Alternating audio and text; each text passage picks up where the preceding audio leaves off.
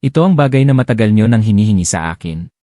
Matagal bago ko naipon, pero sa wakas ay nakahanap ako ng 3 kwento na nangyari habang naka-lockdown ang paaralan. Isa itong tipikal at boring na araw sa klase ng calculus. Biyernes noon, ika-7 period, kaya ramdam na ang papalapit na spring break at lahat ay hindi mapakali sa kanilang mga upuan. Dahil wala kaming exam gaya ng ibang klase, nagdesisyon na lang ang aming teacher na paglaruin kami ng mga games sa Sporkle.com. Napaka-chill lang talaga niya. Habang naglalaro kami ng brand logo quiz, naaalala ko pa ang eksaktong sandali nang mangyari ito. Pagkatapos sumagot ng kaibigan ko, ang sagot ay Adidas, biglang pumasok ang boses ng Dian sa loudspeaker. Ang boses niya ay puno ng pagpapanik habang sinasabi sa lahat ng teachers na hindi ito drill at kailangan naming mag-lockdown. Kinilabutan ako ng todo, at nakita ko ang aking teacher na dati chill lang, biglang nagpanik at patakbong pinatay ang mga ilaw habang pinapapunta kami sa sulok ng classroom. Naupo kami sa dilim ng tahimik sa loob ng 2 minuto, hanggang sa tumigil ang naririnig naming ugong mula sa panel sa likod ng silid, senyales na pinatay na ang kuryente sa buong eskwelahan. Nagkatinginan kami at doon namin na-realize na seryoso ang nangyayari. Makalipas ang ilang minuto, nakarinig kami ng isang lalaki na sumisigaw ng ubod ng lakas mula sa hallway. 2 sa mga kaklasikong babae ang biglang napaiyak, na lalong nagpalala sa takot namin. Habang papalapit ang sigaw, naririnig naming hinahampas ng lalaking parang baliw ang mga locker habang sumisigaw ng, "Papatayin ko kayong lahat." Doon ko na naramdaman ang totoong takot para sa aking buhay. Pinatahimik kami ng teacher namin habang nagkatinginan kaming lahat. Ang hampas sa locker ay lumipat sa pintuan ng aming classroom, at doon sumigaw ng "Ihindi" ang isa sa mga kaklase ko. Lalo lang lumakas ang pagpukpok sa pinto habang sumisigaw ang lalaki ng, "Buksan nyo." Ramdam na parang walang katapusan ang paghampas niya, hanggang sa nagpatuloy siya sa paglakad sa hallway, sumisigaw na parang nawawala sa sarili hanggang sa hindi na namin siya marinig. Makalipas ang 1-0 minuto, na parang kalahating oras dahil sa tensyon, bumalik ang boses ng Dian sa loudspeaker para ipaliwanag ang sitwasyon. Isang mentally unstable na lalaki ang pumasok sa gusali at inatake ang babaeng nasa front desk kaya ito kumaripas ng takbo palabas. Hindi sigurado ang mga staff kung armado ang lalaki o hindi. Noong panahong iyon, wala pang CCA ang school at walang matinong security, kaya napakadaling pasukin.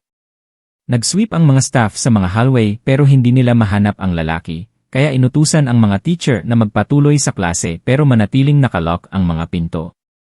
Ang pinaka-nakakakilabot. Natagpuan siya ng night shift janitor na natutulog sa isa sa mga storage closet malapit sa likod ng school. Ayon sa mga bulong-bulungan, may nakasukbit na 44 magnum sa bulsa niya. Siguro ay nagkamali ang janitor at nagising niya ito dahil pagdating ng mga pulis, wala na ang lalaki. Hanggang ngayon, hindi alam ng klase namin kung nahuli ba siya o hindi, pero gusto ko na lang isipin na sana ay nakakakuha na siya ng tamang tulong na kailangan niya. Ang school namin ay may 2 lunch period. Ang una ay para sa mga grade 6 at ilang grade 7. Ang ikalawa ay para sa natitirang grade 7 at lahat ng grade 8. Nangyari ang lockdown noong simula ng Oktubre. Maulap noon at umuulan. Noong lunch, nakarinig ako ng 4 na malalakas na putok. Akala ko ay kulog lang, pero biglang nagsimulang magsisigaw ang lahat ng mga estudyante. Akala ko ay ilang sila, pero biglang pumasok ang campus security at pinapunta kami sa multipurpose room. Ang mga nakapila pa lang para bumili ng pagkain ay pinabitawan ang kanilang lunch at pinapunta rin sa loob. Kasama ang mga kaibigan ko, pumasok kami sa kwarto.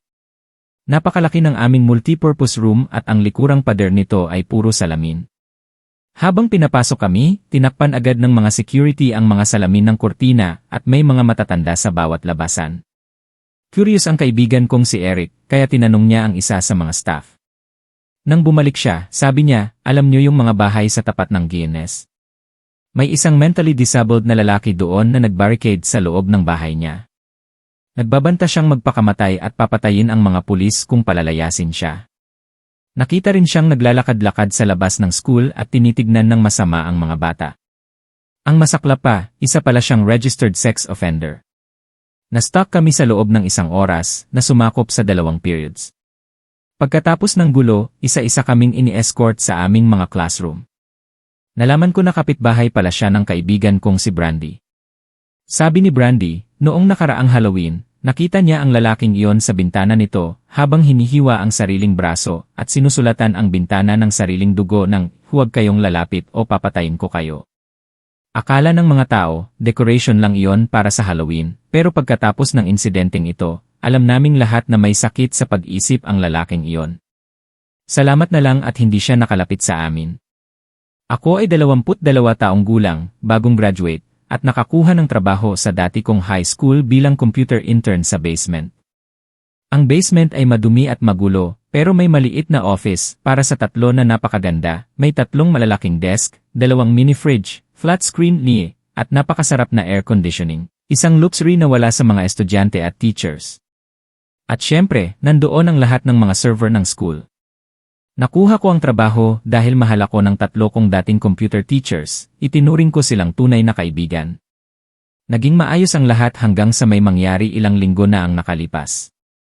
Ang mga katrabaho ko na sina Dave at Gary ay nasa taas noon. Kumakain ako ng sandwich nang tumawag ang isa sa mga babae sa front office. Sabi niya, naka-lockdown daw ang school dahil may posibleng armadong pumasok. Wala akong nagawa kundi patayin ang mga ilaw dahil ang office ko ay walang totoong pinto, malaking bukana lang ito, at ang pinto mismo ng basement ay sira ang lock. Naupo ako sa dilim at naglaro sa phone ko sa loob ng 20 minuto. Hindi ko alam ang nangyayari sa taas.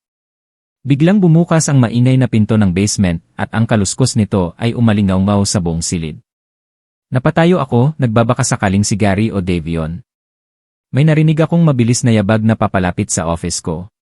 Pumasok ang isang tao pero hindi man lang binuksan ang ilaw. Sobrang tahimik. Hindi ko maipaliwanag ang takot ko, pakiramdam ko kapag gumawa ako ng tunog, patay na ako. Biglang nagding ang phone ko dahil sa text message. Pakiramdam ko ay gumuho ang mundo ko habang naghihigpit ang pangako sa takot. Ang mga yabag ay lalong lumapit, kaya lumabas ako mula sa ilalim ng desk at nagmakaawang huwag akong patayin. Bigla akong hinawakan ng kung sino at hinila pataas. Isang lalaki na naka-red plaid na damit at itim na sombrero. Sabi niya, ayos lang, nagtatago lang din ako rito. Bulong ko sa kanya, ano bang nangyayari sa taas? Hindi niya sinagot at tinanong kung nasaan ang labasan dito. Bago pa siya makagalaw, tinanong ko kung sino siya. Sandaling katahimikan bago niya sinabing susunduin niya sana ang anak niya nang sabihan siya ng teacher na magtago. Matapos niyang magpaliwanag, tiningnan ko ang phone ko. Ang text na natanggap ko ay galing kay Dave, "Dude, nakakabaliw ito. May lalaking may baril na bumaril kay Emmer Buckley. Naka-red shirt siya at sombrero. Huwag na huwag kang akyat." Ibabasa ko sana ang text sa lalaki nang tumingin ako sa kanya at biglang nanlamig ang sikmura ko. Napansin niya ang pagtitig ko. Sa sobrang panik, tumakbo ako paakyat. Isang putok ng baril ang umalingaw-ngaw sa basement at narinig ko ang bala na tumama sa bakal sa kadiliman. Salamat sa Diyos at hindi ako tinamaan at nakarating ako sa taas. Pagdating ko, nandoon na ang mga pulis sa bawat labasan at nahuli nila ang lalaki pagbukas pa lang niya ng pinto. Ang magandang balita, nabuhay si Emmer Buckley.